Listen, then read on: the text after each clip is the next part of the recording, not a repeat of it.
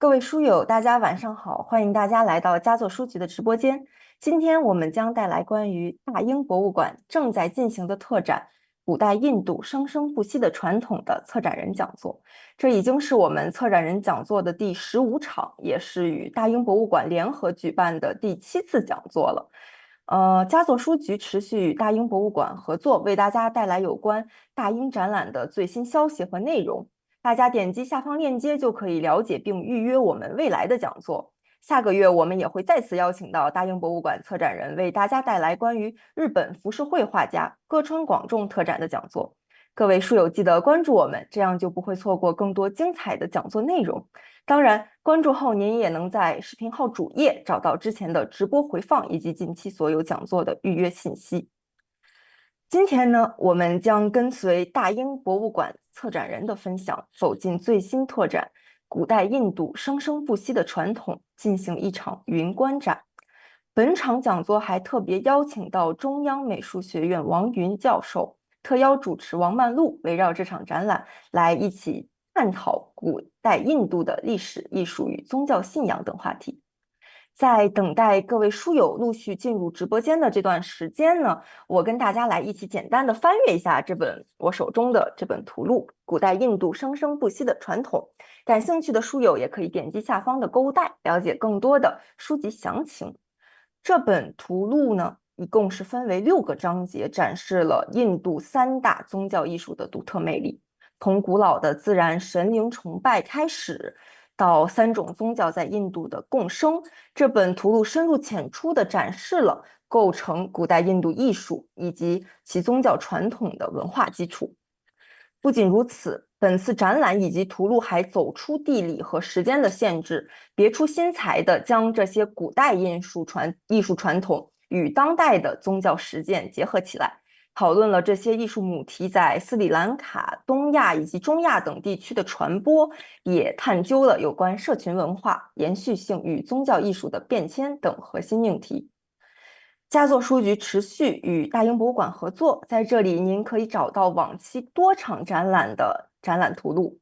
展览图录实际上就是将一场展览的内容浓缩在一本书中，里面不仅包括全部展品的详细档案、高清图片、专业介绍，还包括整场展览的策展思路、展品的收藏史以及最新的学术研究成果。因此，不管各位书友有没有机会来到现场去看展，翻开一本好的展览图录，我们就仿佛跟着策展人回顾了一场展览，也能够不断的去挖掘展品和策展背后的思考。大英博物馆对于展览图录的编辑和出版是非常认真和严格的。那这本古代印度生生不息的传统展览图录也是延续了大英博物馆图录一贯的特点。不仅包含了本次180余件展品的详细档案，还加入了非常扎实的学术研究内容，以及是丰富的高清图片。此外呢，我个人对这本图录的第一印象就是这次图录的色彩设计也非常用心，拿到手上仿佛是一件漂亮的印度纺织品。所以，对于古代印度历史文化或者是宗教艺术感兴趣的读者们，一定不要错过了。欢迎感兴趣的书友们可以点击下方的购物袋，了解更多的详情以及更多的书籍信息。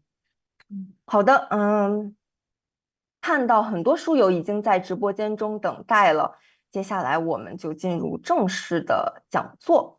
在讲座开启之前呢，我也想给大家在最后简单介绍一下我们今天的嘉宾，两位主讲人分别是大英博物馆南亚藏品部的泰博基金会策展人 Sushma Jansari，也就是我们这次古代印度展览的策展人。另一位呢是这本图录的作者，现任新加坡国立大学历史系助理教授的Sureshkumar Muthukumaran。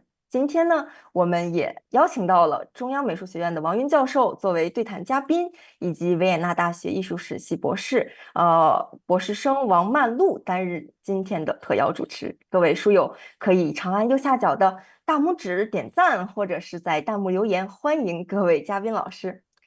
此外也要提醒一下各位书友，我们今天是有问答环节的。如果想要提问的书友们呢，欢迎在评论区向老师们提问。接下来我们就把话筒交给我们的主讲人。I'm very delighted to welcome Dr. Jansari and Dr. Muthukumaran to give a lecture on the ongoing exhibition at the British Museum, The Ancient India Living Traditions.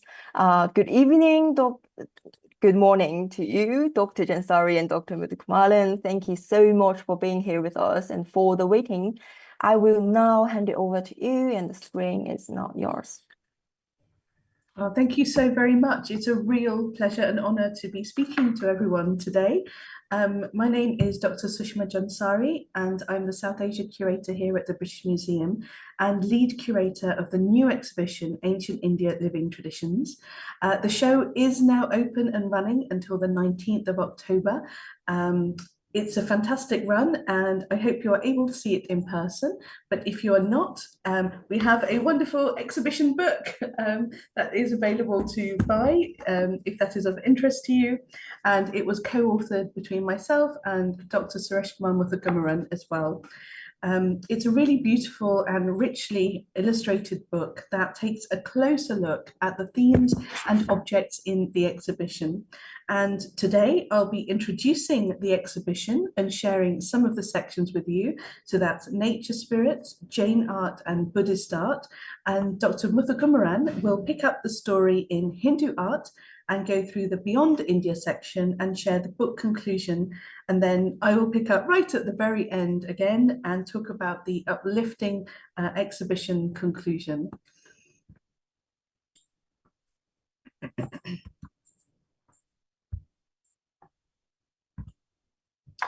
So,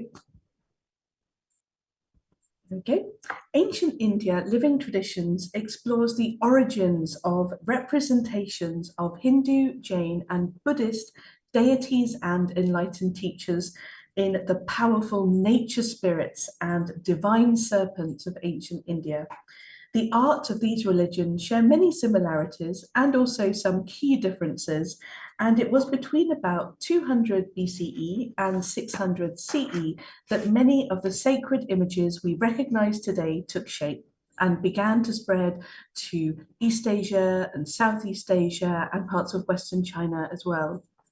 The exhibition is organized in the following sections: nature spirits, Jain art, Buddhist art, Hindu art, and Beyond India, which looks at Western China, East Asia, and Southeast Asia.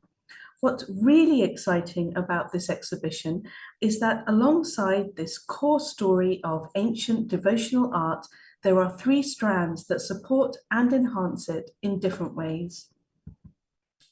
One of these strands, which is number one on the list here, is provenance. Our visitors want to know where the objects on display are from and how they got to the British Museum. And I want to know this too. So collecting histories is a key part of my own research into the South Asia collections.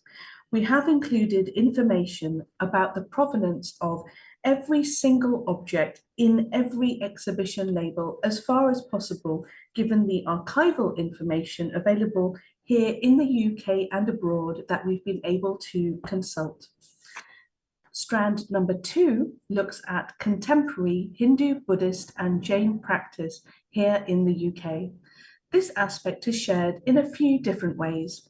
One is through 4 films shown in 4 sections of the exhibition, which showcase the stories of practicing Hindus, Buddhists, and Jains. Another is the display of 3 devotional sculptures loaned to us by some of our community partners. And we also include large photographs of the Ganesh Chaturthi festival in the city of Liverpool, which is in the north of England, and also traditionally built temples in the UK, such as Oshwell Derasa, and Derasa means temple for the Jain community, and that's in Potter's Bar, which is in the north of London, and there is a Thai Buddhist temple in Wimbledon, also in London, but in South London this time. And these beautiful modern buildings house modern consecrated sculptures of gods and enlightened teachers. And the artistic origins of these sculptures and the structures that house them reach back thousands of years. And they are now part of our shared cultural heritage here in the UK. The third strand, strand number 3, is connected to our community advisory panel and our organisational partners. As soon as this exhibition was given the go-ahead, I worked with the British Museum's communities team to convene a group of UK-based practicing Hindus, Buddhists and Jains. We worked very closely together, meeting regularly at the museum and also at locations such as Neasden Temple, which is a Swaminarayan Hindu temple in London, and the Oshwell Centre, which is a Jain temple in the north of London. It was very important that these were open discussions so we could explore what was most important for our community partners and what was possible. Our conversations were robust and exciting, and we talked about many different things related to the exhibition, from design, the exhibition design, to what was sold in the exhibition shop, how sculptures were handled and conserved, the provenance of the sacred sculptures and other devotional art, and so many other things. And some of these I will talk to you in this half of the talk today. We listened, we discussed, and we explored opportunities. And most importantly, we approached this as a true collaboration and put as much as we possibly could into practice. Some of the outcomes are perhaps really quite unexpected for all of us, and some of these are shared with our visitors through labels in the exhibition. It's a really bright, colourful exhibition, and we've got in it some beautiful woodblock prints which were commissioned from British South Asian artist Neera Sehgal as part of the design. And we also commissioned music from British South Asian tabla player and musician Dalbir Singh Ratan for the foyer before you go into the exhibition, and in the exhibition conclusion as well. All the way through the rest of the exhibition, there is a soundscape of nature and temple sounds woven through, and the sacred scent of sandalwood, which is an important scent and wood for all of these religious traditions. You can smell that through the exhibition as well. And we've also included the 4 films that I mentioned. All of these aspects are the living and breathing heart of the exhibition, and I'll share some of these aspects during this lecture. So let's go back to the ancient past. When you enter the exhibition, you're greeted by 3 sacred images. On the left is on the left is a seated Buddha. At the center is a dancing Ganesh, and on the right is a marble chain Tathagata, which is an enlightened teacher. In front of them, as you can see in this slide, is a floor-to-ceiling banner printed with images of people venerating the sacred sculptures. You can see through it. This is really key because I wanted visitors to immediately recognize 3 things. Firstly, that this exhibition is about 3 religions, that these are all living religions and people still venerate the sacred sculptures that we will see in the exhibition.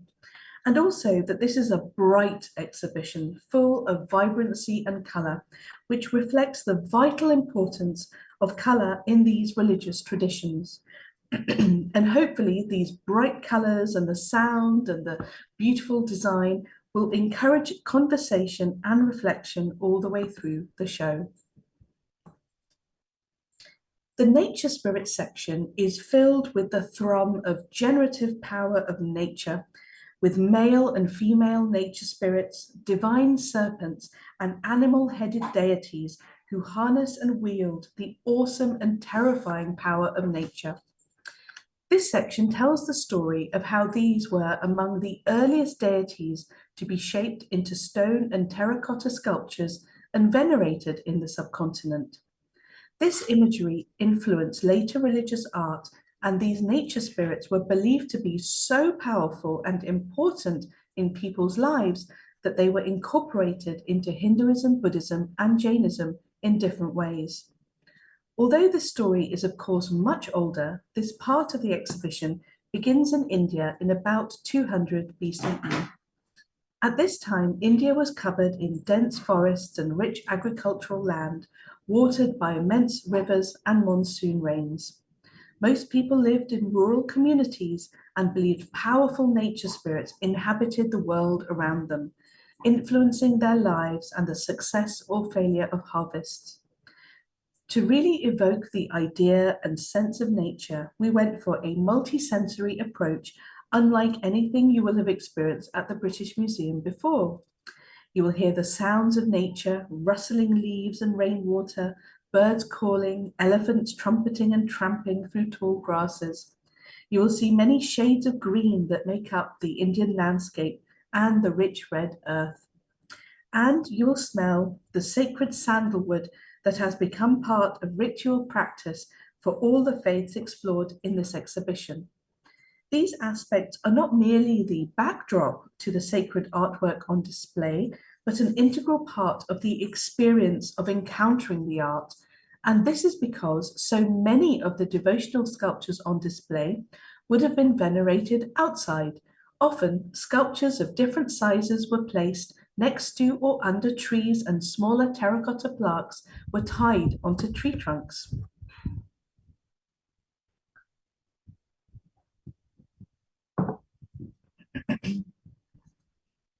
I want to share with you 4 stories from this section of the exhibition, and most have ancient and contemporary connections. Yakshas are male nature spirits associated with trees, mountains, bodies of water, and wealth.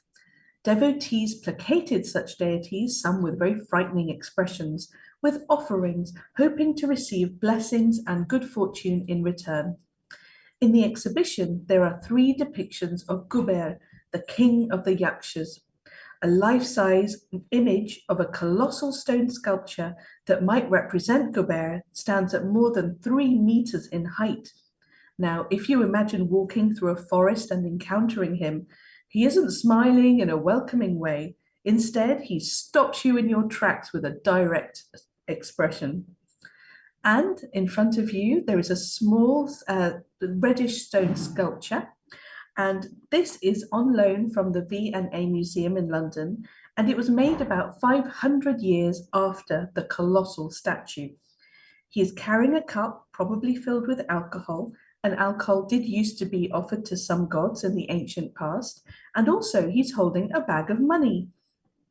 Kuber is also the god of wealth, a fact that is emphasized by his rounded potbelly and the plentiful jewelry he is wearing, as well as that bag of money. And you'll see that I have displayed alongside him a mound of coins and a lamp that also has coins attached to it. And when you visit the exhibition or look in the book and look closely at them, you'll see that they depict Kuber and also Lakshmi, the goddess of good fortune. These are not ancient, but very contemporary because they were made within the last year, and I bought them specially for the exhibition and donated some of the coins and the lamp to the museum. I included these alongside the ancient sculpture of Kuber because I wanted to show that this god is still very much part of Hindu rituals today, and he's often venerated alongside Lakshmi. Talking of Lakshmi, the next works of art I want to share with you depict Gaja Lakshmi, which means elephant Lakshmi. The goddess Lakshmi has Yakshi origins and is one of the most popular deities in Hinduism, as well as for some Buddhists and for some Jains. Yakshis are powerful female nature spirits able to bestow abundance and fertility as well as death and disease. They are depicted as full-figured and bejeweled women, often standing by fruit or blossom-laden trees or sitting on and holding flowers. This basalt lintel, the stone sculpture at the back on the side of the screen, is from a Buddhist cave site and dates to about 200 BCE. Here, Gaja Lakshmi sits on a lotus flower while elephants pour water over her. Their dark bodies symbolize monsoon clouds filled with much anticipated rain, ready to bring the earth to life. This is perhaps the earliest sculptural depiction of Gaja Lakshmi in stone, which come from the Buddhist Pitalkhora caves in Maharashtra, which is in Western India, and our partners at CSMVS Museum in Mumbai very generously loaned this sculpture to the exhibition. The artwork so successfully conveys the message of abundance and fertility that representations have changed very little over thousands of years. I could have displayed an image of Gaja Lakshmi from a popular print or calendar printed last week, and the imagery would be identical. But instead of buying a new print, I decided to display this rather beautiful painting alongside the sculpture, and it dates to about 1780. And it's also, as you can see here, on the back of the exhibition catalogue because we loved it so much. The enduring nature of some of this imagery over thousands of years is really quite extraordinary when you step back for a minute. And that story doesn't stop here, but continues with divine serpents.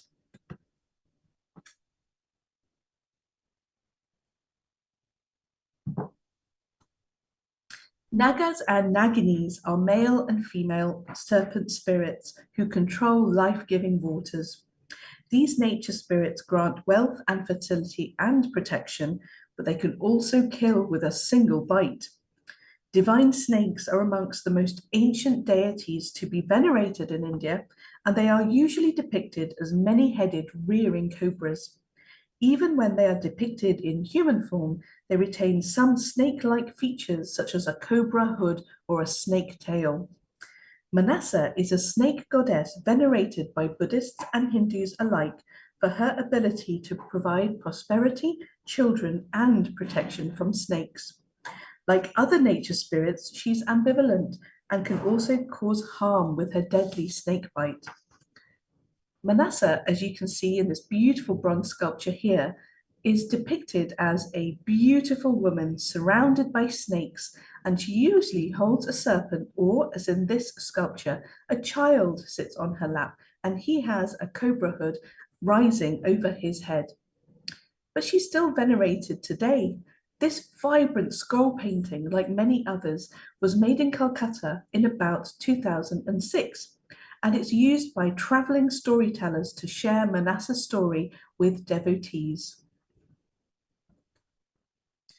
The fourth and last type of nature spirit that I'm going to share with you today are those that were depicted with the bodies of humans and the heads of animals such as lions or elephants. As you might expect, they share a lot of yaksha features like their squat bodies and those lovely rounded potbellies that are associated with good fortune. This sandstone sculpture on the right-hand side depicts a lion-faced spirit, and he is a generous loan from CSMVS Museum in Mumbai.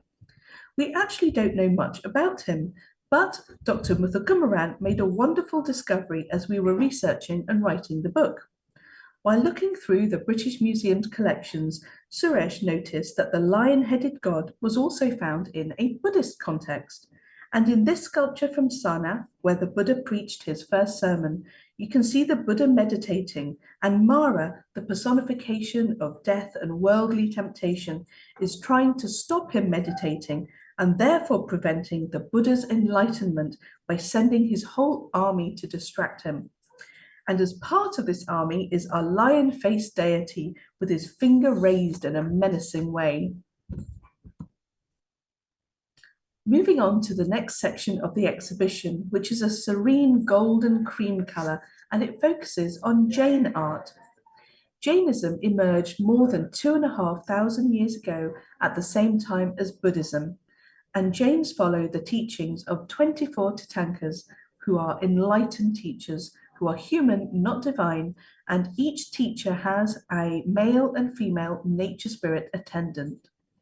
Jains also worship some gods, such as Saraswati, the goddess of knowledge, and non-violence is central to Jain faith. Now, Jain art focuses on representations of the 24 Tirthankaras, and the earliest certain depictions of these enlightened teachers in human form were carved in this mottled pinkish red sandstone about 2,000 years ago in the workshops of the ancient city of Mathura in northern India. This is a really important moment because it marked a major innovation in Indian religious art, and they were partly inspired by depictions of nature spirits.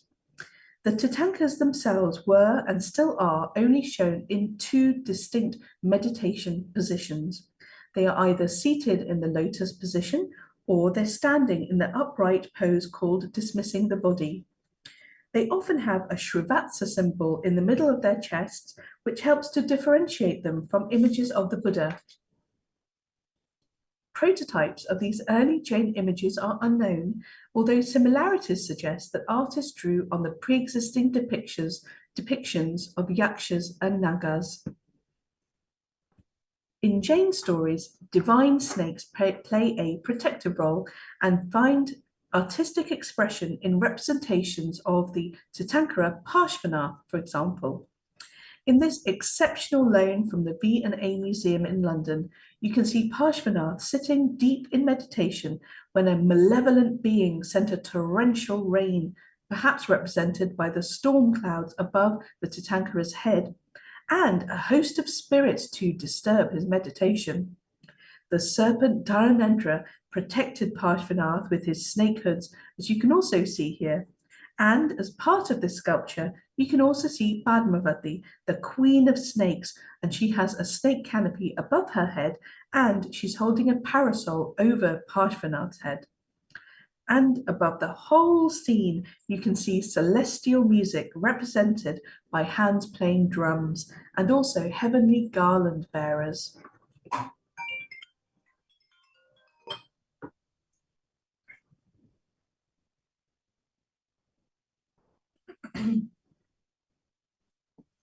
The link between Jain art and nature spirits also extends to Ayagapatas or tablets of homage. The earliest Ayagapatas might date to about the 2nd century BCE, and they are square sandstone slabs richly carved with images of Tirthankars, divine figures, and sacred symbols, for example. They also have links with nature spirits. Originally, they might have been stone platforms placed under trees for devotees to place their offerings to yakshas and yakshis on. And you can see an example of an Ayagapata on the right-hand side of your screen, and this was loaned to the exhibition from the National Museum, New Delhi in India.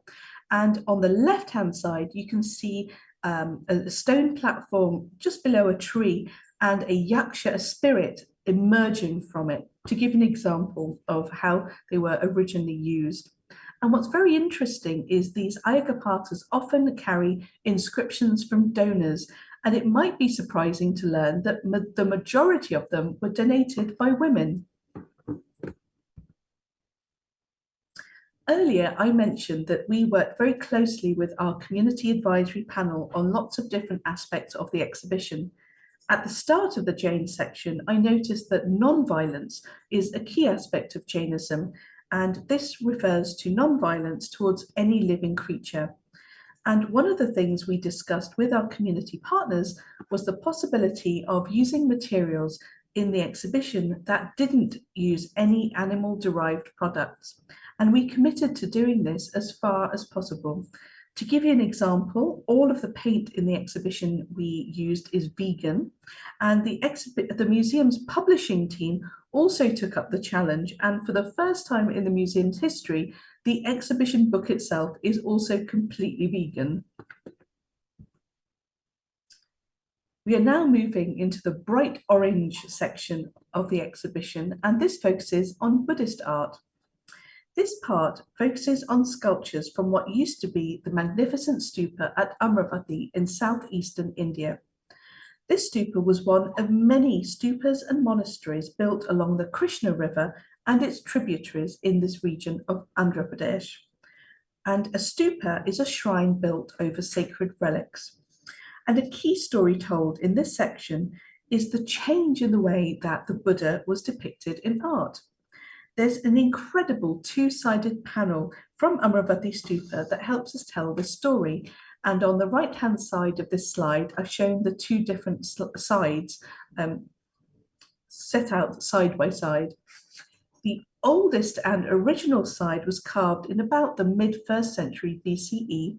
And here you can see the Buddha, and it's the large panel which I'm showing on the right-hand side of the screen. And I'm sure you're probably thinking, I'm pretty sure she's wrong because I don't see the Buddha anywhere.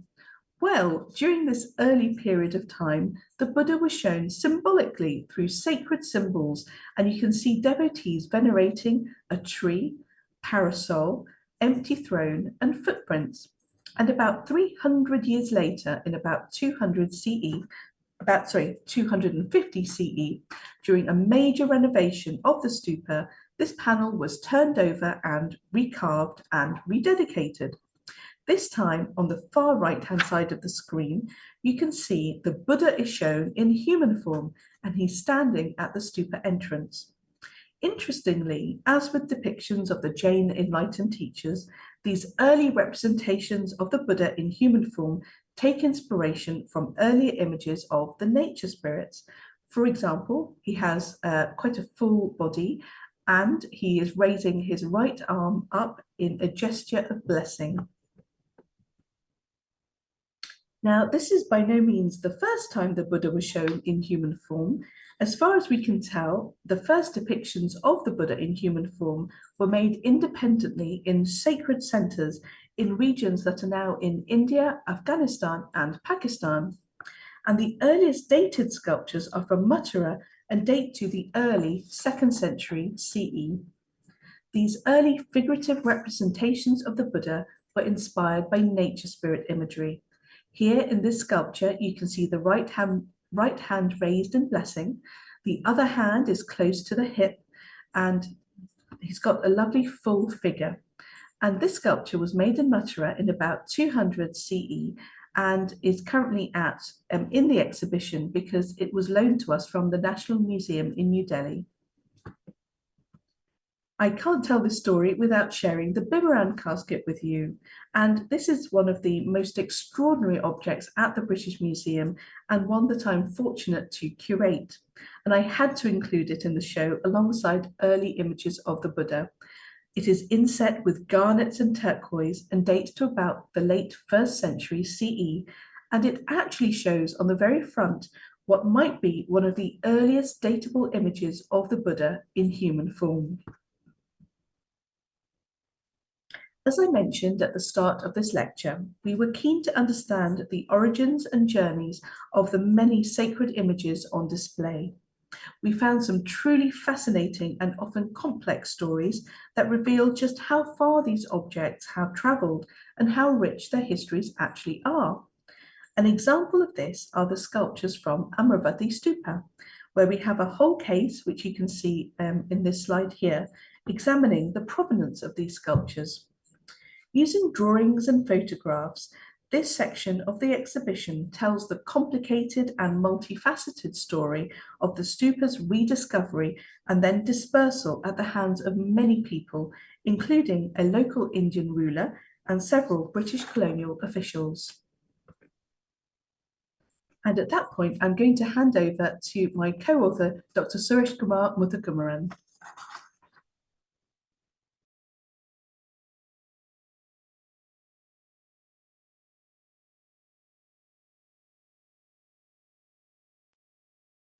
Thank you, Sushma. Hello, everybody. It's nice to meet you virtually. I am Dr. Sureshkumar Muthukumaran, and I'm from the National University of Singapore, and I'm going to lead you through the Hindu section of this exhibition in the book, and also the Beyond India section, which covers Central Asia, East Asia, and Southeast Asia. So, Starting with Hinduism, Hinduism is not a unified phenomenon. There isn't a single founder or a single text that represents the entirety of Hinduism. It is composed of multiple different traditions that have differing origins in terms of chronology and also regions. Uh, Two important strands in this tradition include the Vedic tradition, which can be dated because we have orally transmitted texts from this tradition that date back to around 1400 BCE.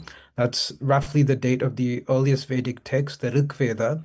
And in the Vedic tradition, the way one communicates with the gods was through fire altar rituals, which were officiated by a priestly class called the Brahmins.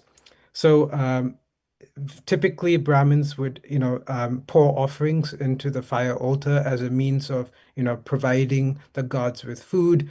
And this was the default way of communicating with the divine. So there was no necessity for an image or a temple because people communicated with the gods through fire altar rituals. Now, another important strand of worship in early India was possession worship, where a ritual host, a community priest, would be possessed by a deity, and the community would then communicate with their chosen god through this particular possessed host. So, this kind of tradition survives in parts of India today. For example, Theyyam in Kerala and southern India is a kind of possession worship. This is also the case of Bhutakola in coastal Karnataka.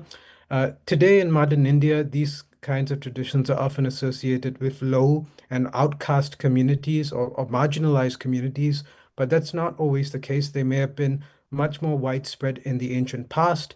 And indeed, we have textual references to gods like the Yakshas, whom Sushma introduced you to, possessing individuals. And it may be the case that possession worship was the normal way of worshiping deities like the Yakshas. So there was no need in many of these traditions to represent a god, but where the gods are represented in Hindu rituals, they often take symbolic forms rather than figurative forms. So the elephant-headed god Ganesha, whom Sushma talked about, can be represented in Hindu ritual as a pinch of clay or turmeric, which is a spice as you see in the screen. It's a powdered version of the spice that's made into this conical pyramid that represents the god Ganesha for the duration of this ritual. Other gods can also be represented as a pot of plenty, the Purna Kalasha or the Purna Kumbha, as they're called in Sanskrit. So this is a pot that represents the auspiciousness and prosperity, which is why there are lots of agricultural elements in the construction of this pot, whether it's flowers, mango leaves, or coconut. Typically, this pot of plenty is used to represent the goddess Lakshmi, who is the goddess of abundance, fertility, and prosperity, as you saw earlier in the Buddhist representation of Lakshmi that you saw on Sushma's slide. And this symbolic worship of the gods is still important in modern India today and in Hindu cultures around the world. The god Shiva, for example, is often worshipped in this symbolic form as a linga, literally meaning the sign of the god Shiva. And in most temples dedicated to Shiva, you would often see this linga form of Shiva rather than an image of Shiva.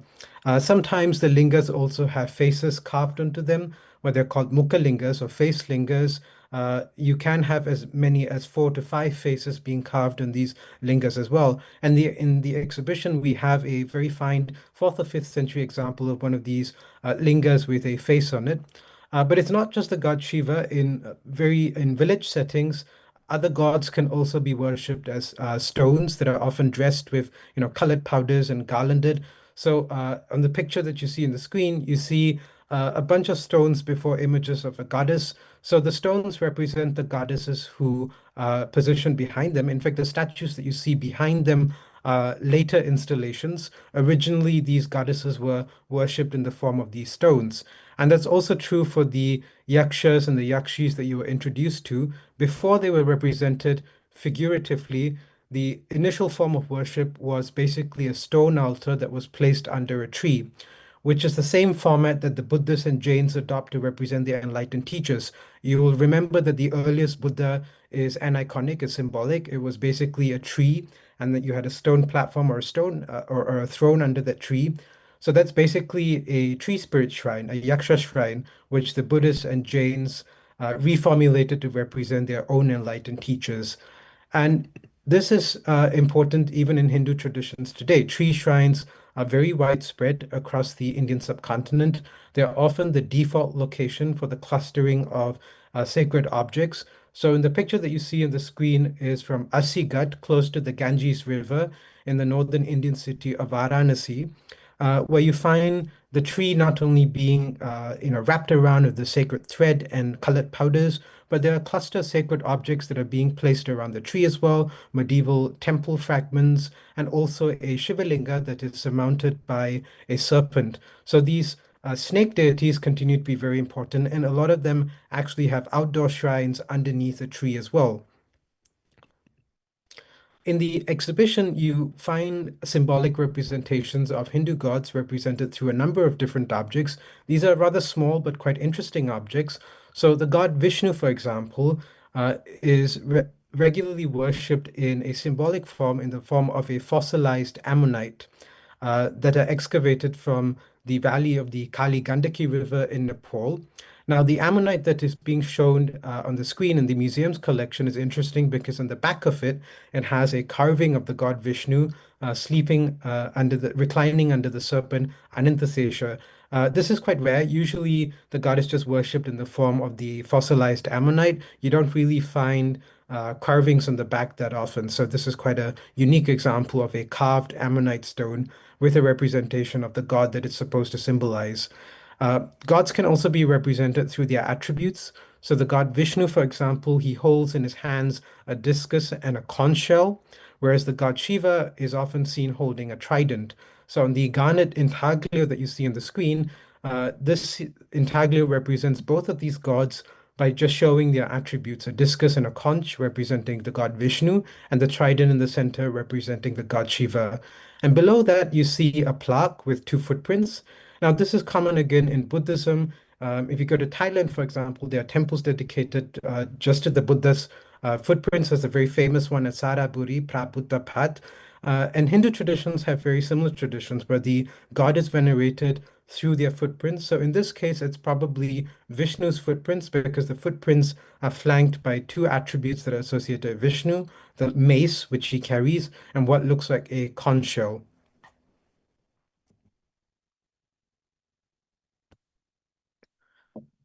So one thing that you will realize through the exhibition and the book is the importance of the nature spirits, the yakshas and the yakshis, and how they are influential in formulating Hindu, Buddhist, and Jain images. So a lot of these images also look similar because they were made in the same workshops. So very often, whether it's a Buddhist image or a Hindu image, you find the deity or the enlightened teacher having the same kind of pose. Their right hand is raised in a gesture of blessing, the Abhaya Mudra, and the left hand is placed close to the hip. Sometimes they're carrying an attribute. So on the screen here, you see four different sculptures. Two are representations of the Hindu gods, Shiva and his wife, Parvati or Uma. And the other two images are of Maitreya, the future Buddha, and the Yaksha, possibly Kubera, whom you were introduced to earlier. Now you see all of them having very similar attributes, right? Their posture is similar, but there are small things that distinguish the particular deities. For example, in the Buddhist and Hindu images, you find these deities carrying a water pot that is characteristic of ascetic traditions. In the case of the god Shiva, you also find an erect phallus that is characteristic of the representation of this particular deity. So while there are similarities, there are also small differences that set apart how these gods look like. Also going back to the yakshas, we were introduced to animal-headed gods, and this is something that still continues into Hinduism. And in fact, there are lots of animal-headed gods or gods with animal forms, like the monkey god Hanuman, for example. Another well-known animal-headed god is the boar-headed god Varaha, who is largely considered to be an incarnation of the god Vishnu. So Vishnu is often a god who is seen as a preserver deity. He regularly comes to Earth to save humans from some kind of calamity or disaster, or like a anti-god or malevolent figure who is trying to disrupt the way of human life. So in this representation, as a boar deity, he's saving the Earth goddess, who you see perched on the elbow of this image. Her head is missing, but it was that image represents the earth goddess who is being saved by Varaha as he lifts her up from the netherworld, where the anti-gods had tried to bring her into. So basically, there were malevolent beings who were dragging the earth into the netherworld in order to destroy life. And the god comes in this boar-headed form to retrieve the earth from the netherworld. Um, and there are interesting, prototypes for this sort of figure in older Paleolithic and Mesolithic paintings from central India, where you find a divine boar with horns chasing a crab. Now, in those representations, the crab appears to be a symbol of chaos because we know that crabs sometimes consume their own spawn, so they may have appeared to the local populations as a, symbol of chaos. In later stories, the crab is replaced by usually a malevolent being called Hiranyaksha or golden-eyed. Now, we are very careful with the terminology that we use in both the book and the exhibition. In a lot of other narratives, these figures are often called demons, but that's not really a good translation in English because it has the sense of, these beings being irrevocably evil, which is not necessarily the case. Some of these antagonists have complicated backstories where they have been cursed into becoming a malevolent being. So ideas of what is good and evil in Hinduism are not necessarily absolute. Most beings are somewhere in the middle. And the other thing that is remarkable about Hindu art, at least to external observers, is these multi-armed figures, very characteristic of Hinduism today. You often see gods with 4 hands or 8 hands, or sometimes an infinite number of hands, which you also find in some Buddhist figures. For example, if you think of Avalokiteshvara, Guan Yin, for example, she often appears with 1,000 hands, right? And there are some lots of wonderful representations of the thousand-armed Guan Yin in China as well. And this idea starts in around the turn of the millennium, sometime in the first century of the Common Era, like when gods start being popularly represented with multiple arms. So one of the first images that you see in the slide is a coin that represents an 8-armed form of the god Vishnu, or possibly one of his manifestations, Krishna. That was found in a coin of a second century Kushan king, Huvishka. The other thing that is, a centerpiece of our Hindu section of the exhibition is a goddess with 4 arms. She's a bronze figure. She's quite a small bronze figure, but on the screen it looks like she only has 2 arms. But actually, she was originally a 4-armed figure, but the back arms have sort of broken off. She's important as a transitional figure. So in some of the earlier representations of goddesses, you often find weapons inside her hair, right? They are sort of like part of a hairstyle. But in later representations, when these multiple arms become more common, the attributes of the weapons or the flowers or agricultural implements that they're holding are often transferred to the hands. So it was an easy way of representing the different symbols and the attributes of the gods by having different multiple hands. The other thing that both the book and the exhibition look at is the diversity of early Hindu architecture. We often think of Hindu temples as, having this tapering tower. But that was not always the case. There were other types of Hindu temples in the early periods. There were cave temples, like the ones at Udayagiri in Madhya Pradesh and central India. There were also these spectacular pyramidal temples. I mean, when we think of pyramids, we think of Egypt, or maybe even like, the Shang dynasty burials at Anyang, like the towering mounds. But we don't really associate those kinds of structures with like India. But there are some rare surviving pyramidal terrace temples from around the 4th and 5th centuries of the Common Era. So the bricks that you see on the screen are part of the British Museum's collection, and they came from a pyramidal temple, a 4th or 5th century CE pyramidal temple at a site called Ahichatra, which is in Uttar Pradesh. So originally, these pyramidal temples would have been covered with lavish terracotta decoration, uh, including both figurative and symbolic designs. The last thing I might want to add about this site is that there are actually 2 pyramids at this site, and the British Museum fragments are from the smaller temple. The larger temple also yielded terracotta images, and most of these were deposited in the National Museum of Delhi. All right, so let's move on to the Beyond India section. So in this section, in both the exhibition and book, we trace the dissemination of ideas and images originating in India to other parts of Asia, including Central Asia. East Asia, including China, Japan, Korea, and of course, Southeast Asia as well.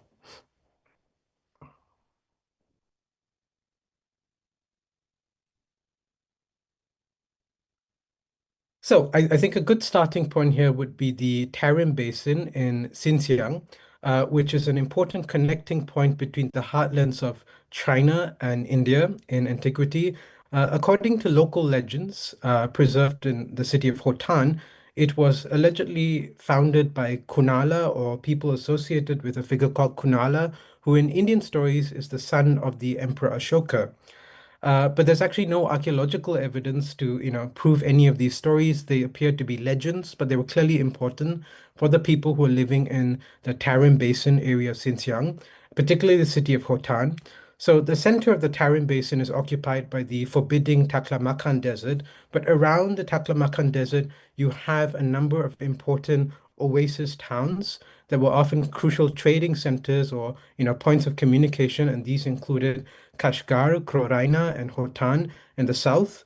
Hotan, of course, is better known as Yutian in Chinese, and Kucha, Turpan in the north. Um, so much of the exhibition and book concentrate on the city of Hotan, which has left some spectacular archaeological remains in the form of stupas, these funerary mounds housing the relics of the Buddhas and Buddhist figures, and also Buddhist imagery in the form of plaster and terracotta sculptures. And a lot of the imagery that we find in this region is influenced by the Buddhist imagery emanating from Gandhara, which is a region in present-day Pakistan. Um, and the kind of coins that we have unearthed from Hotan also speak to the cross-cultural connections. The coins issued by the second century kings of Hotan include inscriptions not only in Prakrit, which is the language in use in Gandhara, but also in Chinese. So it's a nice way of highlighting how this culture, sort of, is a boundary region, between both of these worlds, the Chinese and the Indian worlds. Now, Hinduism also travels along with Buddhism in some of these contexts, but almost always in a Buddhist framework. So the exhibition and book feature three images of Ganesha from Tarim Basin sites, mostly from the southern part of the Taklamakan. And in some of these depictions of the elephant-headed god Ganesha, he's actually accompanying a Buddha image. So Hindu gods are being adapted as protective deities in a Buddhist context in some of these Tarim Basin sites as well. So on the screen, you see a depiction of the four-armed depiction of the elephant-headed god Ganesha, and he looks very similar to depictions of him that you would find in India as well. He's holding an axe, an elephant gourd, and he has a broken tusk in his hand as well, and appears to be holding what might be a food item, either a fruit, a citron perhaps, or one of his favorite food items, modakas or laddus as they're known in India. He also wears a tiger pelt, which is often associated with his father, the god Shiva, who is an ascetic god. Now, moving into the heartland of China, Buddhism arrives in China definitely by the first century of the Common Era. So it's a late Eastern Han Dynasty phenomenon. And when it arrives in China, it is integrated into the funerary culture of China because a lot of the earliest Buddha representations that we find in China are associated with funerary contexts, whether it's tomb reliefs or even physical statues in a tomb, as bronze mirrors, as part of a money tree. And you also have, depictions of Buddhas on the spirit vessels, the hunping that are found in Eastern China. So that's the small figure that you see on the screen is from one such spirit vessel, hunping from Eastern China. And the other image is, of course, very well known in Chinese context. It's a small Buddha figure that's carved onto one of the cliff tombs at Mahao in Lushan in Sichuan province. Very well published and widely known as well. There are also some larger depictions of Buddhas interspersed with Taoist figures at Kongwanshan, which is a sort of scenic rocky site in eastern China in Jiangsu province. But the dating is not secure. Some people think they might date to the second century, the late Eastern Han period. Other scholars think that they might be a bit later, maybe fourth or fifth centuries. But the general point remains a lot of early Buddhas in China were integrated into its funerary culture, the Buddha was often seen as a salvation figure of the afterlife. And he's also patterned after local deities like Si Wangmu, the Queen Mother of the West. So you see, for example, on the Hunping figure of the Buddha, he's seated on this throne that appears to be flanked by two lions, in some cases, two dragons. So this was also very typical of local Chinese deities. So the Buddha was being transposed into a local Chinese context, being adapted quite early on. Now you continue to see this adaptation in Chinese context. So here on the screen, we have a 6th century Eastern Wei dynasty stela of a Buddha dedicated by a couple. You see both of the patrons, the husband and wife, seated under this nice pavilion and the inscription giving us their dedication beside them. And above them, the Buddha is seated on a dragon-flanked throne. And he's also wearing Han Chinese robes. So the costume of the Buddhas also change as they enter China, and he's flanked by bodhisattvas who are again dressed in Han Chinese robes. So the monastic dress that originated in India was also adapted for Chinese context quite early on. Uh, I find this particular depiction of the Buddha quite interesting. It's a 6th century figure, just like the previous one. It's from the same time period, but it's depicted very differently. Here, the Buddha appears more Indian, right? He has a bare right shoulder, which you didn't see in the earlier image. So he's dressed very much in the kind of monastic dress of India. And above, he's seated in a pavilion with this horseshoe arc design, again, very typical of the architecture of India. But above him, you see trees that are native to northern China. These are coniferous trees. They're trimmed almost like bonsai trees. And you find him being flanked by these two lions, again depicted in a Chinese style. So it's an interesting blend of Indian and Chinese styles. So in the original textual tradition, in the Mahaparinirvana Sutra, the Bani Panjing, the Buddha is depicted as, preaching under the shala trees before he passes away. So the shala trees, of course, Indian species that are not found in China. But when Chinese artists were depicting this narrative, in order to make it familiar to Chinese audiences, they decided to depict local coniferous trees instead of the Indian shala trees in this particular earthenware relief. Uh, basically, the wider point is that Buddhism, when it enters China, is heavily localized. It's made familiar to Chinese audiences, and of course, texts are also being translated. In some cases, entirely new texts are also being authored in Chinese. The text might say it's a translation of a Sanskrit sutra, but that might not always be the case. It might have simply been composed in China, and people say things like it was, translated from another language to imbue a certain kind of prestige. One of the most interesting phenomenon with regards to Chinese Buddhism is the figure of Manjushri or Wenshu, who finds an abode in Wutaishan, this mountain shrine, which is today filled with temples dedicated to Manjushri. By at least the 6th century, this mountain was considered the home of the Bodhisattva, the Pusa Manjushri or Wenshu. And from at least the 7th and 8th centuries, pilgrims from even as far as India were coming to China to worship Manjushri at Wutaishan.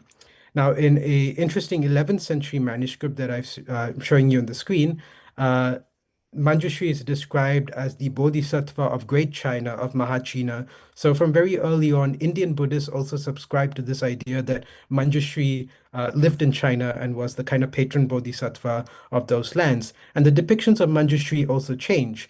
In India, he's often depicted seated on a throne holding a blue lily, which is a kind of flower, and above that lily you would have a manuscript. But in China, this depiction is again localized and adapted. Manjushri Wenshu is often seen riding a lion, which symbolizes, Buddhist doctrine being proclaimed to the four quarters.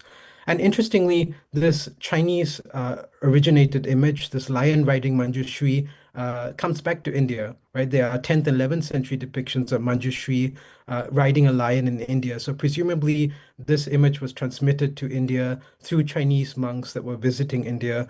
And of course, these visiting monks were crucial in maintaining connections between both of these regions. We know about a lot of the famous ones like Faxian in the 4th century, Xuanzang, Yiting, and so on. But there were many other people who were traversing these routes and ensuring connectivity and transmission of ideas and images, and of course doctrine, through these routes. Right, so let's turn to Southeast Asia now. Again, this is a very diverse region. There are lots of different local cultures, local languages in place. And just as we see in China, when Hinduism and Buddhism arrive, they are localized, they are made familiar to the people. So the local people have very strong agency in how, Buddhism and Hinduism were being adapted. And in a Southeast Asian context, the nature spirits are again very important. They were crucial to the success of Buddhism and Hinduism. There was already a kind of nature spirit tradition in Southeast Asia before the arrival of these traditions. But because India and Southeast Asia shared very similar conceptions about nature spirits, Hinduism and Buddhism could be easily mapped onto these pre-existing traditions. So, for example, the worship of nagas, snakes, and the association of water and rain is shared between Southeast Asia and India, and also the worship of sacred trees and plants. So the rice plant, for example, is thought to be occupied by a female spirit. She is called Mae Posop in Thailand or Dewi Sri in Indonesia, for example. And the bronze figure that you see on the screen is this rice deity. So she's holding this sprig of rice, symbolizing her association with this particular plant.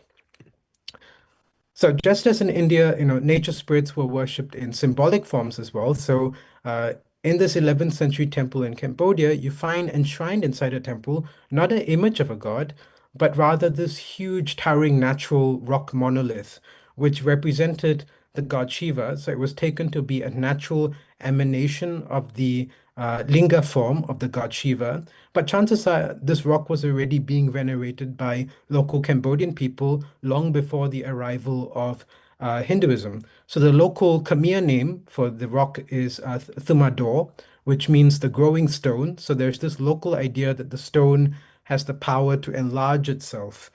And sometime later on, from the 14th century onwards, when Buddhism becomes more popular in Cambodia, this rock shrine and the temple were converted into Buddhist sites.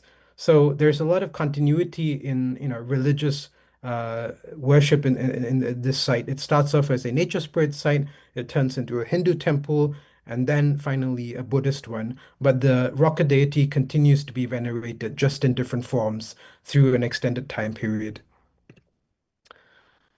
Hindu images and gods arrive in Southeast Asia, but they're also adapted and reformulated in different forms. You see on the screen, for example, an image of the god Ganesha, possibly 10th or 11th century from the island of Java. It's made of volcanic stone, which is why it looks, dark and crumbly. That's very typical of this kind of stone from central Java in Indonesia. So he looks very much like his Indian counterparts. He has the uh, prayer beads that he's holding. He has an axe. He has a broken tusk, and he's holding a bowl. But what's interesting in Javanese context is that the bowl is often empty. In India, the bowl is filled with his sweetmeats, things that he likes to eat, his modakas, his laddus. But in Javanese context, the bowl is almost always empty, and we don't quite know why. But it also tells us that some of these attributes and symbols of the god were understood differently. People were localizing the way Hindu images looked in throughout Southeast Asia. And of course, some of the most monumental architectural forms associated with Buddhism and Hinduism are not found in India, but in Southeast Asia. The largest Hindu temple is Angkor Wat, built in the 12th century by King Suryavarma II. And one of the largest Buddhist sites is of course, the monument of Borobudur, 8th, 9th century from the island of Java in Indonesia. So these monumental forms also speak to a kind of localization of these Hindu and Buddhist traditions. So now I will return the slide to my colleague, Dr. Sushma Jansari. Thank you. Thank you very much. The conclusion of the exhibition brings visitors back to the modern day, but is also a full circle moment, and it displays contemporary sacred images depicting the Buddha, Ganesh, and a Jain enlightened teacher. Today, almost 2 billion people practice Hinduism, Buddhism, and Jainism globally, and movements of people had carried these religious traditions and sacred images beyond South Asia. The arrival of South Asian, East Asian, and Southeast Asian diaspora communities in the UK mean that the devotional art of these three religions and many others are now part of our shared cultural life here in the UK. And in celebration of this, our community partners have generously loaned 3 sculptures to us.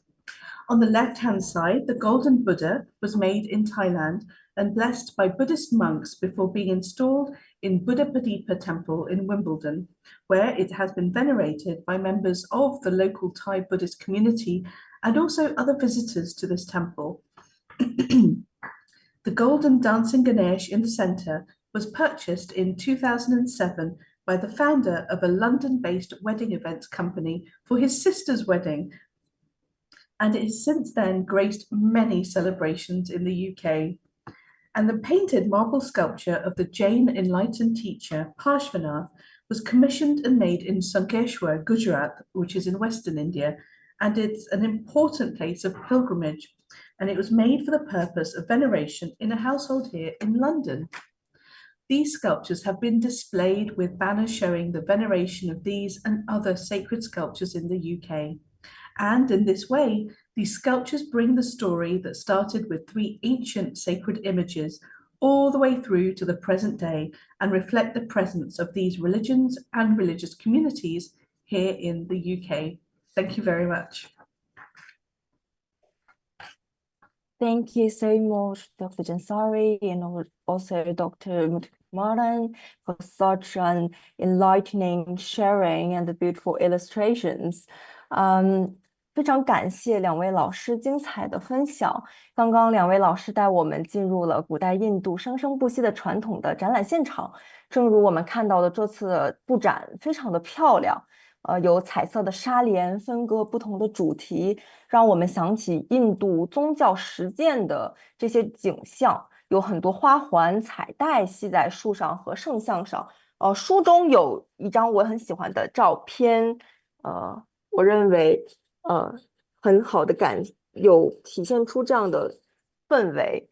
这本图册的设计，整体的设计也是很巧妙的模拟了这种彩色的氛围，然后把褪色的这些石像和彩色的画像、照片并置在一起，提供了一场非常美丽的古今的对话。感兴趣的话，大家一定不要错过。可以点击下方的购物袋，然后详细了解一下。那么，接下来我们就请王云教授为我们简单的总结一下，并开始今天的对谈。与此同时，各位书友也可以抓紧最后几分钟的时间，把您想要提的问题发在评论区，我们将收集这些问题向主持人提问。然后，下面也欢迎王云教授与我们的特邀主持曼璐。大家晚上好。首先感谢二位主讲人，这个詹萨利博士和呃木图库马兰博士精彩的介绍。那么通过他们的介绍呢，其实让我们有了这个身临其境的感觉。首先就是像刚才主持人讲的，这个展览呢。它设计的非常用心。从这个展览的主色调，我们能够感到一种印度式的浪漫。像自然神灵的部分，它用了绿色；这个耆那教的部分用了浅黄色，佛教的部分用了橙色，然后印度教的部分用了这个主讲人喜欢的这样的深粉色，然后走出印度的部分呢，用了这个蓝色。整个这个展厅的设计呢是非常的浪漫，并且呢，整体的这个展览给人的感觉呢，它也是一个想尽量的全面的系统的通过有限的展品，当然这个展品除了大英的之外呢，他们从印度以及其他的集美博物馆也借了一些重量级的作品来展出。通过这些展品呢，展品180多件不算少，但是对于印度悠久的历史文化传统来讲，这是仅仅的一小部分啊，冰山一角。但是呢，它尽量的涵盖了所有印度文化的方方面面，呃，尽量的涵盖了印度方方面面，并且它的对外传播的情况。把它非常还补充上了一些这个发掘时候的历史照片，以及现在英国的这个印度教的这个信仰情况，然后以及印度的这个现在人们生活当中活着的这样的一些宗教仪式照片，总之是非常全面的，就是展现给了大家。那么主讲人的因为时间有限，给大家呈现的还比较少。这本图录里边呢，实际上它还还原了这些作品它所在的这个原始的环境，比如说这个神庙啊，还有这个寺院的这个遗址的一些照片，是能够帮助我们更全面的去了解印度文化的。感谢主讲人对这个展览的精心的策划，也感谢这本书的作者补充了那么多材料，帮助我们全面的了解印度文化。曼璐稍微简单的翻译一下吧。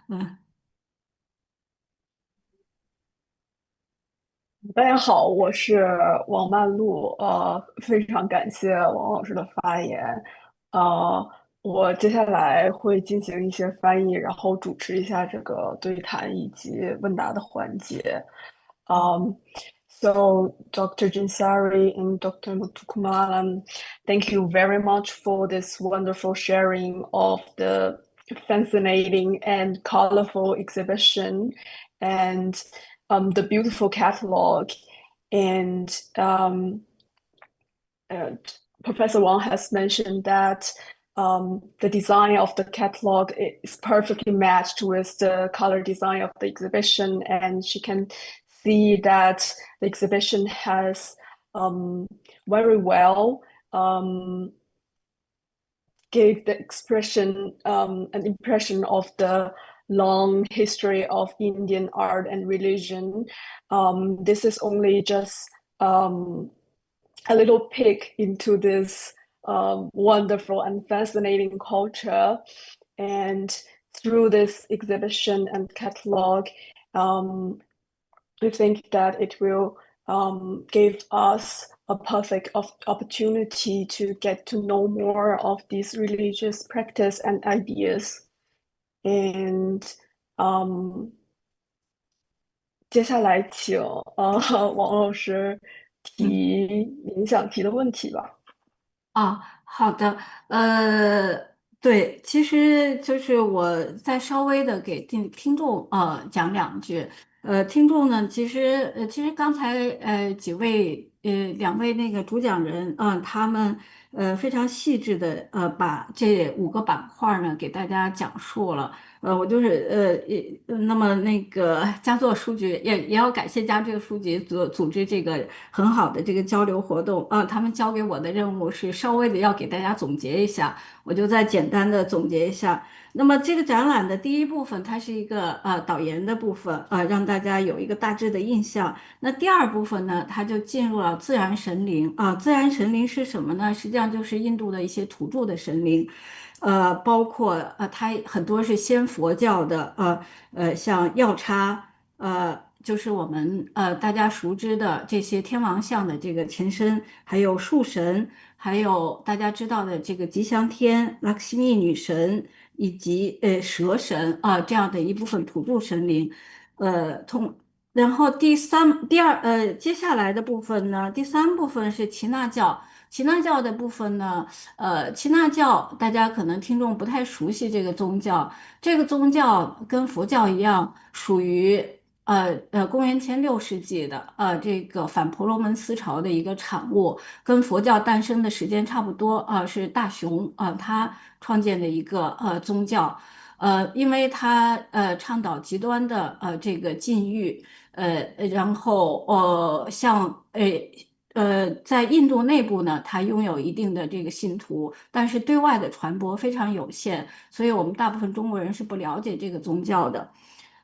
它耆那教呢，主要是一些祖师像还有一些体现他世界观的一些绘画。那么第四部分佛教的部分，主讲人呢也非常用心的把印度早期的以象征手法来表现佛教的一些作品，从这些比较早的作品开始，一直到佛像出现之后的稍微晚一些的这个作品比如说他也从这个印度新德里国家博物馆借了一件重量级的这个马图拉的贵霜马图拉的这个佛陀造像。呃呃，那么第五部分，实际上是印度教的部分。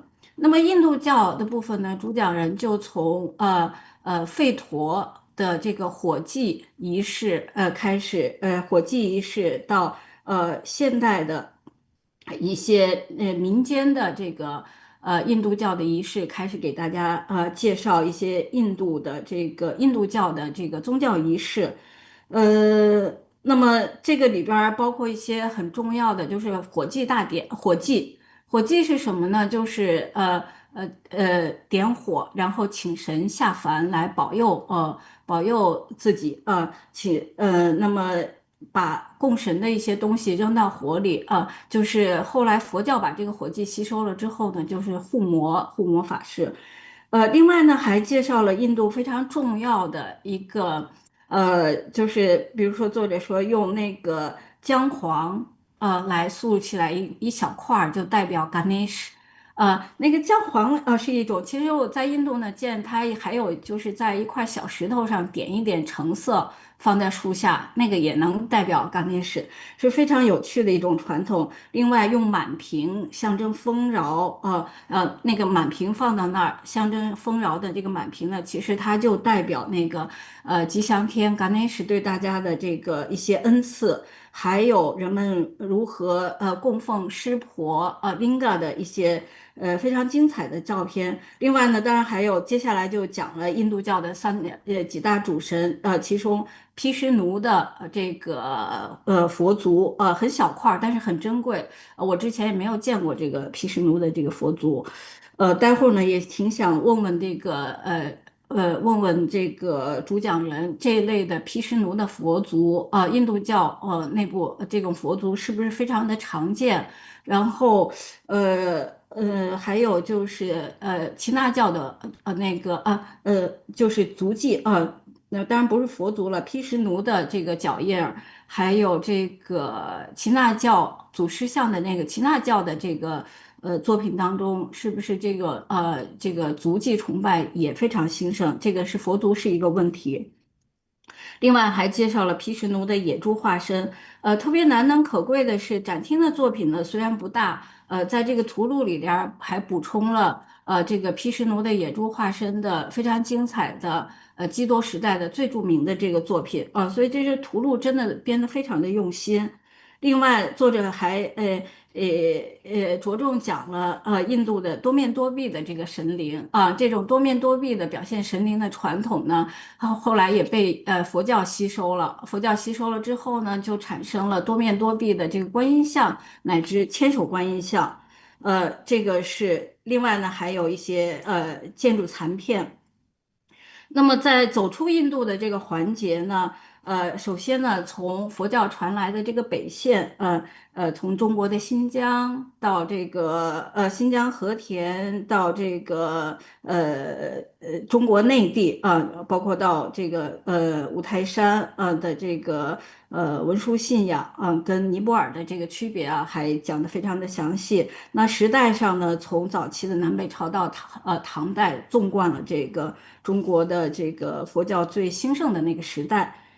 另外呢，东南亚柬埔寨的这个蛇神，以及这个柬埔寨的这个稻米女神，这个稻米女神，刚才我看幻灯片的时候觉得很有趣，竟然在她的胸部打了马赛克，我不知道这个是网上打的马赛克还是她自己打的马赛克。还有一个重量级的作品呢，就是集美博物馆借来的荷里活罗像啊，也非常的珍贵。这个都是在通史里边儿必须要那个要写到的一些作品。另外还有吴哥窟和这个婆罗浮屠等等，非常全面的介绍了印度内部的印度的三大宗教情况，以及它的像中国、像东南亚的这个传播情况。感谢二位教授。那么我的第二个问题是，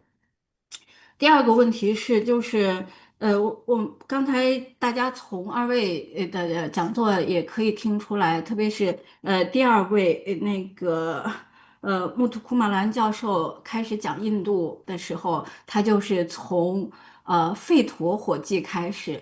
那么我们知道，吠陀文献呢，它的成熟时间是非常早的，它是亚利安人的这个文献，公元前2000年的成书，然后之后吠陀教逐渐转变成了印度教，逐渐转变成了婆罗门教，之后又转变了成了现在的这个印度教。那么它一直是印度文化的主流。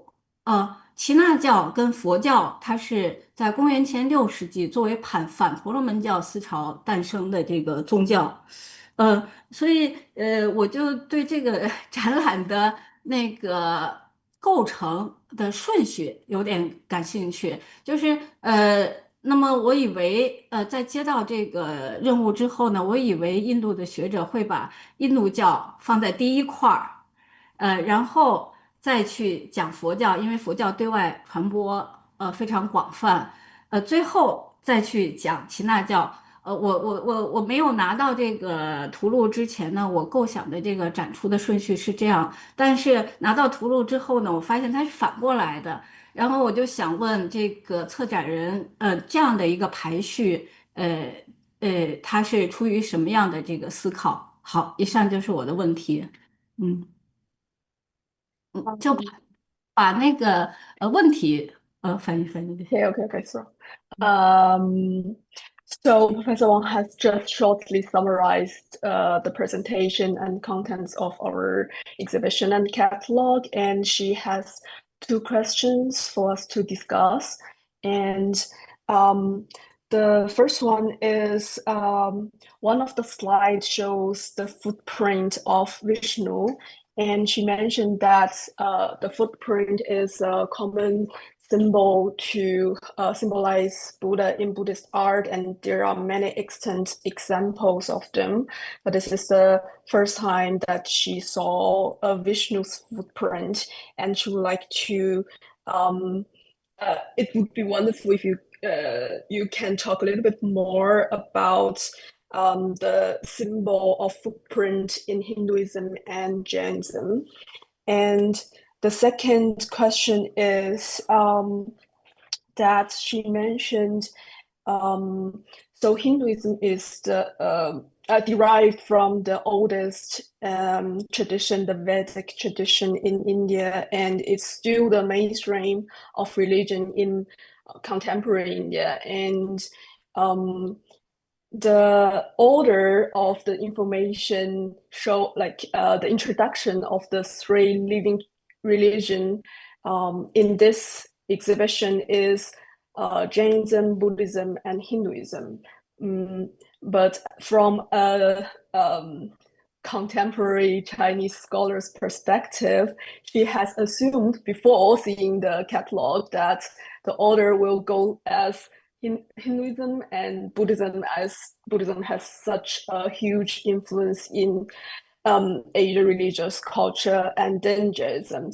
So could you elaborate a little bit more about the consideration and reason behind this order of introducing the three living religions? So that's the two questions. Maybe I'll respond to the footprint question first. So the culture of venerating the footprints of a deity or enlightened teacher is actually shared between the three traditions, Jainism, Buddhism, and Hinduism, but it becomes, of course, very prominent in Buddhism, which is why most people have seen the Buddha's footprints, but not like a Hindu deity's footprints or a Jain teacher's footprints. But in both Jainism and Buddhism, the veneration of the footprints of of either a god or a teacher, they're actually quite common. There are inscriptions from, already in the first millennium of the Common Era talking about temples or shrines dedicated to footprints of Vishnu or Shiva, not just in India, but even in like Cambodia, we have a 6th or 7th century inscription in Sanskrit that talks about a prince called Gunavarma who sets up this temple for the footprints, the Vishnupada of the god Vishnu. So yeah, I think it's from a shared cultural tradition. It's not necessarily unique to any one of them. I don't think any one of them started it either. It's so in Indian culture, the feet are considered the lowest part of your body, like the like least respectable part of your body because they're in contact with dust and earth all the time. So it was considered to be a very good thing to venerate the lowest part of the body of the god or the enlightened teacher, because even the lowest part of their body is pure and sacred.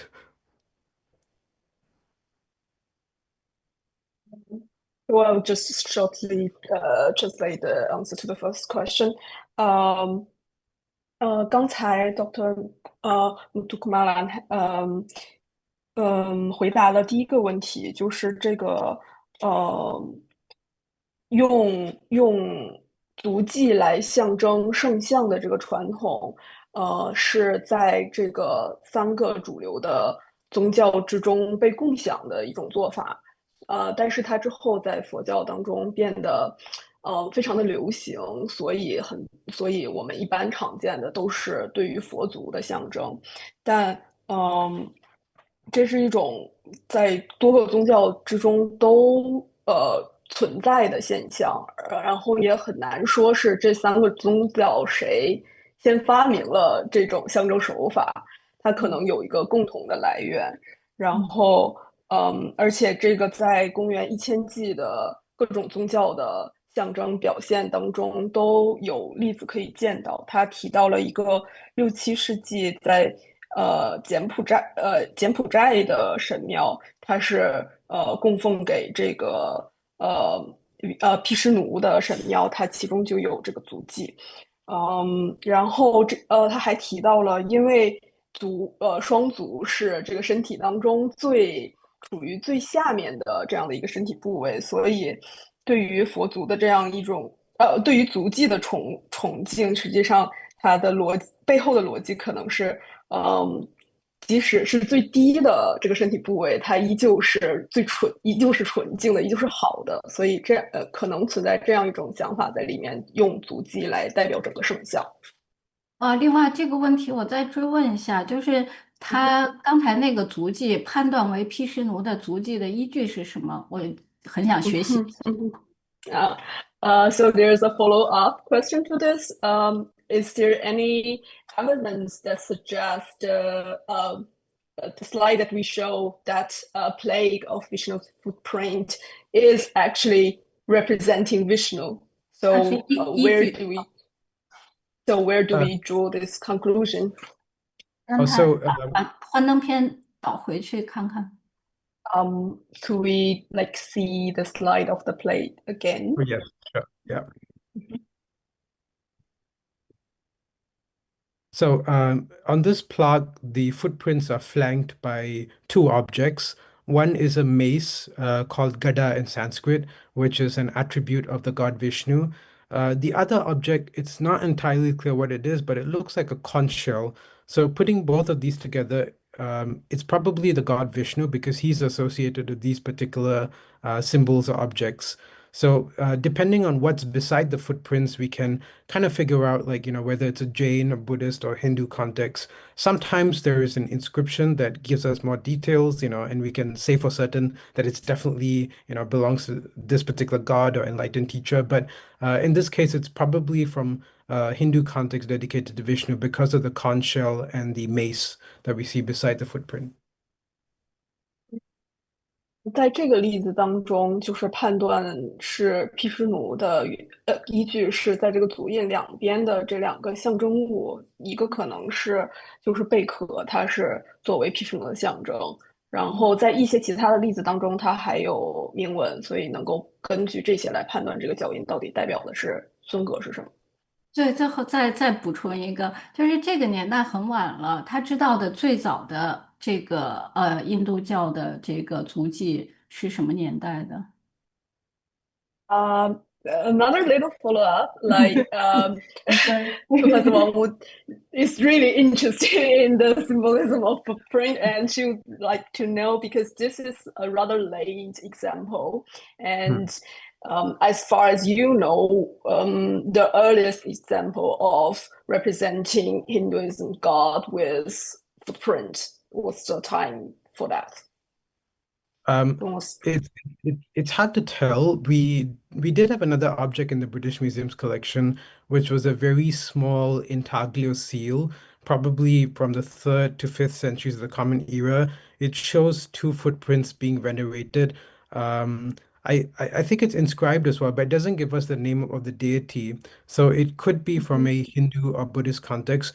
But as I mentioned before, we already have that Cambodian inscription from the 6th century mhm, talking about Vishnu's footprints in a Cambodian temple, and we do have mhm, Indian inscriptions from around the same time period. So I'd say maybe between third to fifth century, which is when we start to see some of the early ones. Uh, but mhm, we also have references in some texts, not just the footprints, but also the handprints, being mhm, venerated. Like so if you look at some Tibetan tankas, they have the footprints and the handprints of the lamas. So mhm. it seems to be both. And I think there's also an interesting stupa depiction from Barhut. This is second century BCE, where we find handprints on the stupa as well. So it's not just a culture of footprints, but also handprints.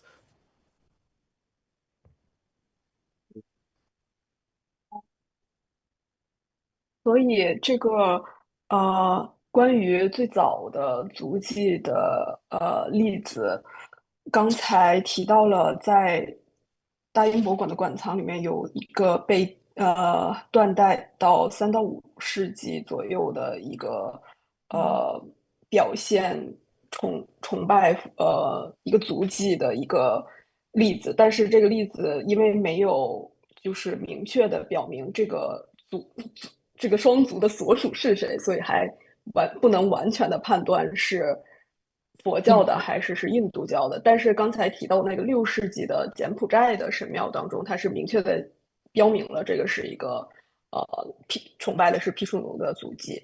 然后他还提到了这个不仅是对足迹的崇拜，还有关于手印的崇拜。然后在巴尔胡特的大塔上面是有关于这个手印的例子的。嗯，谢谢啊，Thank you. 谢谢，Thank you very much。Um, yeah, so that's the I think that's supposed to be the end of the first question. Do we still have time to go to the second one? Maybe I could just I quickly start us off, and Sushma Mhm, could finish the response to the question. So, in some ways, the show does start with Hinduism, except the nature spirits are still a part of Hindu tradition. So, the elephant-headed god Ganesha, the goddess of prosperity, Lakshmi, they are part of Hindu traditions, but they're also part of a shared cultural tradition that encompasses the Buddhists and Jains. So, we wanted to show in the exhibition how these traditions were more similar than different in some aspects, while also highlighting that they have theological differences. So the concept of a god, for example, is not understood in the same way in Buddhism and Jainism as it is in Hinduism. But they do share these devotional figures in common. So, and also the exhibition is focused on the origin of images rather than the religion per se. Hindu images, they emerge around the same time as Buddhist and Jain ones, but they also tend to be a bit smaller in some cases. And this might partly be the result of the fact that a lot of Hindu worship was still focused on non-representational and symbolic worship, like the ones I showed you, like the Purna Kalasha, the pot of plenty, or maybe the fire Vedic fire rituals. So there might have been a time lag in, picking up sculptural forms or like, picking up the temple format. Or also a lot doesn't survive. We need to take into account that a lot of early Hindu, Buddhist, and Jain structures were made of perishable materials like wood, bamboo, thatch. And with the climate of India, you have like, monsoonal storms every other year. These things don't survive, for more than a few hundred years. We have some depictions of how the architecture looks like in like Buddhist monuments, but by and large, a lot of these early buildings don't survive. And in some ways, it's, similar in China. Like a lot of early structures were wooden buildings. So you have models of those buildings in Han Dynasty tombs, but, you don't have the actual Han Dynasty buildings.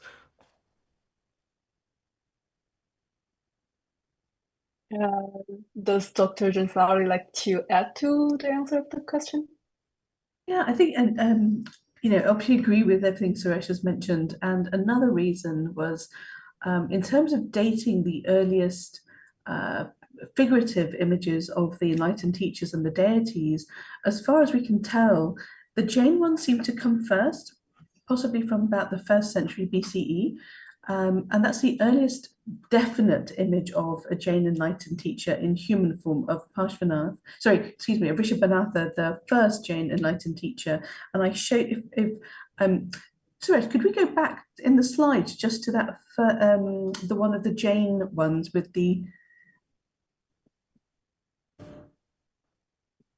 that's the one. Thank you. So the big rectangle at the top, you can see two seated Jain figures on the left-hand side, and then you see a pavilion on the right under which a woman is dancing. That's Nalinjana, and she's dancing ecstatically. And this is part of the story of Rishabhanathan. So that's how we can identify that these two figures there are very likely this particular enlightened teacher.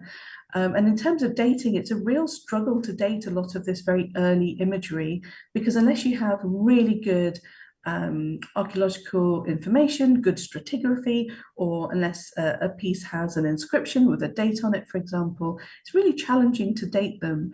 And a lot of this material was unearthed during the British colonial period, so it's 19th century, early 19th century, when archaeology was still very much in its infancy, certainly the modern archaeology we know today. But in terms of stylistic dating, this one seems to be about the 1st century BCE. And so that's why we went with Jainism first, because also, as Suresh mentioned, the focus isn't the religions themselves, but the devotional art. And in that sense, it made sense for the Jain one to come first. And then as you develop that figurative tradition, the Buddhist tradition then we have next, and then we have the Hindu tradition. And also with the Hindu tradition, we were looking at a slightly later time period, and so that linked more closely with the Beyond India section. So there were lots of reasons it was chosen to be in that order. And very briefly, in terms of footprints, I think it's important to note that this is still very much a contemporary phenomenon. So when your Hindus celebrate Diwali, for example, it's quite traditional as part of the festival to paint Lakshmi as the goddess's footprints on your doorstep to welcome her in. So it's an ongoing phenomenon.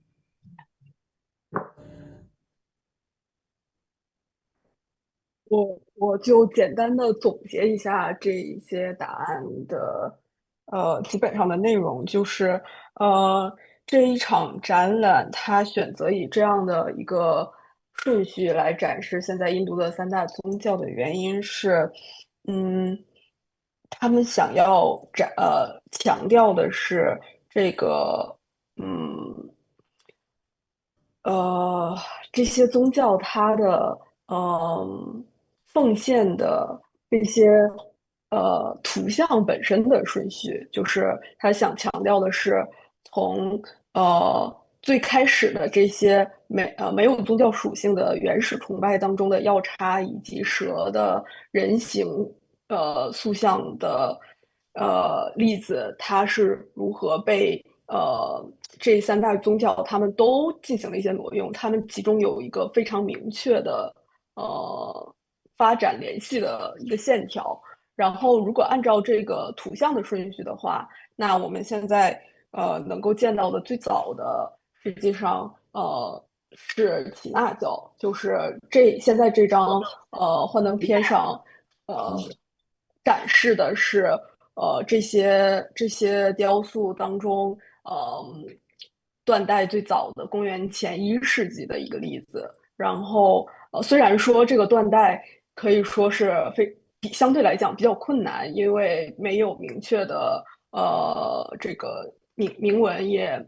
然后，这个早期的19世纪的发掘也并不是在一个现代标准下完全科学的考古学的发掘下出土的，所以很多信息也都不确定。但是从风格学上来讲，这个件作品应该是最早的。然后接下来这个用人形来表现圣像的传统，就是非常兴盛的是佛教。然后关于印度教的话，它是因为印度教最早的时候，它以人形或者说可保存的这种实质的雕像来表现圣像的传统并不是非常兴盛。我们也提到了很多，就是比如说用各种各样的木质，或者是我们提到的那些姜黄，还有火祭这样的仪式来表现崇敬仪式，所以它不会有呃可以保存下来的实物留下来。所以我们现在看到的印度教的图像传统的起点是比较晚的，所以这样一个顺序是根据这个图像的先后顺序。然后现存作品的年代，现存对作品的年代，年代，他收藏作品的让年代，嗯。然后呃，对，大概关于第二个问题的回答就是这样。然后接下来我看一下我们观众的问题，嗯。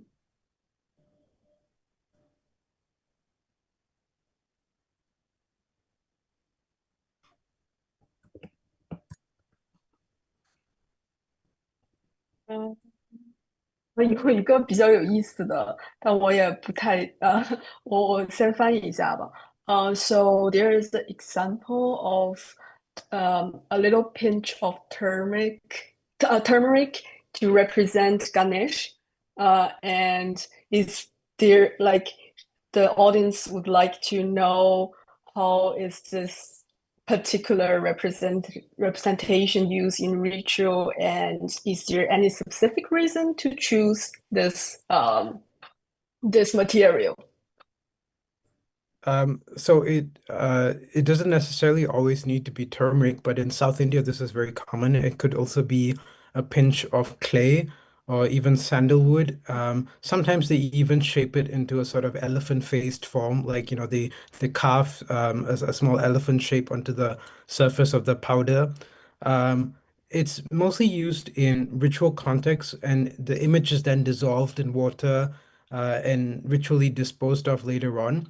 So it's an easy way of making the god movable, right? You can easily create this pinch of clay or turmeric in any ritual setting. You don't need to move a statue around to worship the deity. And these symbolic forms of the deity were quite common in earlier periods and continue to be today.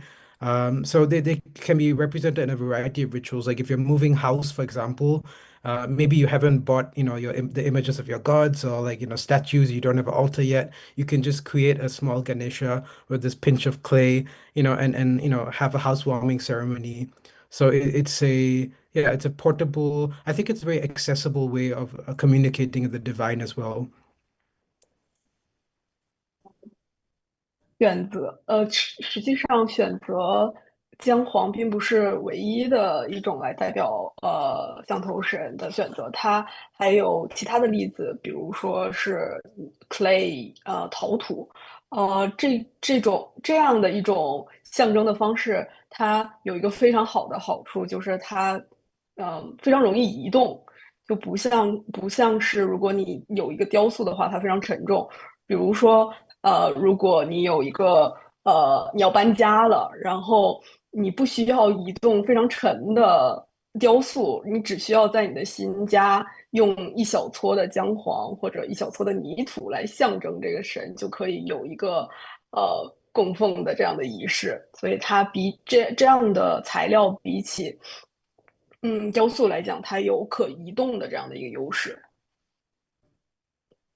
好的，And 嗯啊，哦那，I 么 think that's 因为 our 时 time 间 is 的 up, right? 因为时间的关系，非常感谢老师们今天的解答，也感谢书友们的提问，给我们带来今天特别精彩的一场讲座。由于时间的关系，我们今天的讲座就接近尾声了。如果您希望进一步了解这次展览的话，可以点击下方的购物袋，了解这本古代印度生生不息的传统展览图录以及更多相关的书籍。展览会一直持续到今年的10月19日，有机会的书友们也可以亲自去到大英博物馆感受一下。想要观看回放的书友们，只需要关注佳作书局视频号就可以了。点击左上方的白色头像，在简介下方会看到一行蓝色的小字，视频号佳作书局，点进去就能看到本次直播的回放。在接下来的时间，我们也会继续为大家呈现一系列的讲座活动。欢迎大家点击预约链接，提前锁定席位。6月30日，复旦大学鲁明军教授将会以艺术史的野蛮主义为主题，携他的新作《无名的艺术力》展开对谈。在7月3日呢，文艺复兴讲座的第3讲，文艺复兴时期的佛罗伦萨艺术的作者 Scott Nethersole 教授将与我们一同探索佛罗伦萨的艺术遗产。7月14日，大都会艺术博物馆策展人张天宁也会来到佳作书局谈日本艺术特展三绝。本次展览展出了160余件展品，深入探究了诗歌、书法与绘画的3种形式。7月21日呢，我们也邀请到大英博物馆策展人 Alfred Hoft 谈展览歌川广重风景之路。本次展览是大英博物馆首次聚焦歌川广重的特展，所以大家可以多多期待，多多关注。感谢各位书友的关注与支持，期待在下一次讲座中与大家再见，谢谢大家。